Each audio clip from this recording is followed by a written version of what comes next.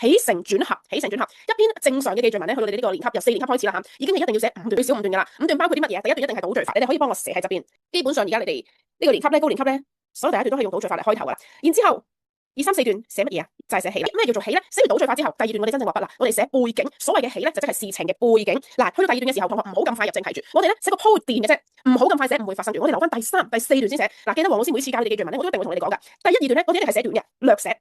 短短交代咗事情嘅起因，發生啲咩事就得噶啦。嗱，叫你短都唔係叫你淨係寫一句嘢，係咪？寫下事數據啊，你嘅心情啊，為一陣下一段衝突爆發咧，做一個背景交代。去到第3段啦，我哋先至長寫啦。衝突爆發，你要誤會人，你要錯怪人咧，就係喺第3段錯怪人用啊。我質問佢，大聲質問佢，你係咪拎咗我嘅銀包啊？你係咪拎咗我支筆啊？明明你尋日先至話我支筆好靚嘅喎，我而家支筆唔見咗啊，仲係你拎？你質問佢嘅對話，請你詳細寫出嚟，你說了什麼過分嘅說話係咪啊？咁呢個時候你錯怪咗嗰個對象，梗係話冇噶啦。你又可以寫下佢嘅反應，你就唔好就話小明說他沒有啦，咁樣咧就係單調嘅咯。你可以寫下啲佢嘅表情、佢嘅神態、佢嘅動作係嘛？小明有冇一臉委屈啊？